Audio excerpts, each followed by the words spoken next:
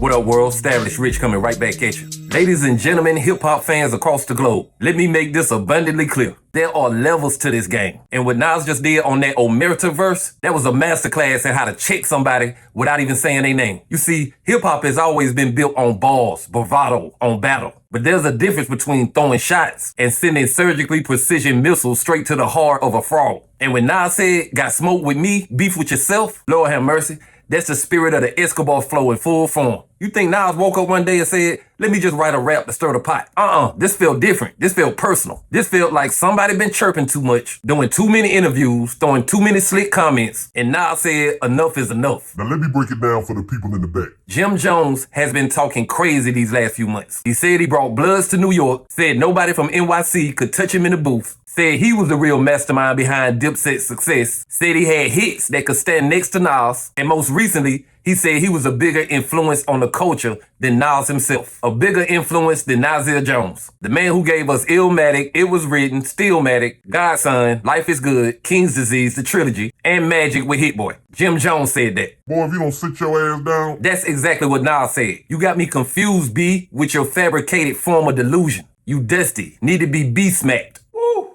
That ain't rap, that's verbal punishment. Nas been quiet for decades. He don't do too many interviews. He ain't out here chasing a cloud. But when he gets in that booth, when he pick up that pen, when he hears somebody mention his name with lies and disrespect, he responds the way a king responds. Subtle, calculated, and crushing. Cause y'all know this ain't about popularity. This ain't about trends or TikTok or who did more videos with Vlad. This is about legacy. And Nas don't gotta flex. Nas is the legacy. The way he rapped this verse, you could hear the fire in his voice. It was not laid back Escobar. It was not poetic Nas. This was come outside little boy Nas. This was I've been quiet too damn long Nas. This was the dude who battled Jay-Z in Ethan. And now you got Jim Jones, a man who, let's be honest, has been relevant off drama. Stop it. I don't care if he been working. I don't care if he got a nice Lobby Boy album. When it comes to writing, storytelling, to impact, to influence, to style, to depth, to technical mastery, you are not Nas. And the beautiful part of the verse, Nas didn't even say his name. He just got in the booth and left a scorch mark on the beat. And anybody paying attention know who it was for. When you say fabricated forms of delusion,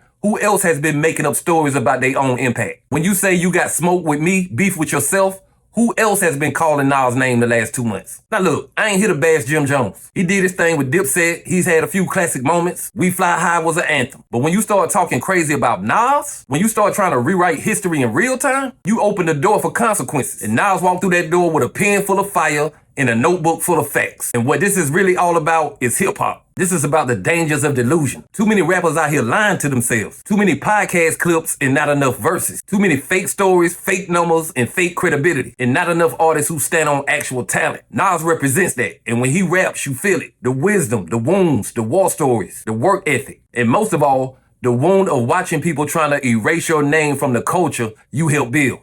Nas ain't going out like that. So to whoever that verse was aimed at, take it as a warning. You ain't built for this war. You ain't got the balls, you ain't got the respect, and you ain't got the range. You out here playing the game while Nas is out here defining it. And for the fans out there who heard that verse and said, oh my God, Nas is back. Let me correct you. He never left. But hey, that's just my opinion. What's yours? Like, comment, subscribe, Established Rich. I'll be back with another one. Peace.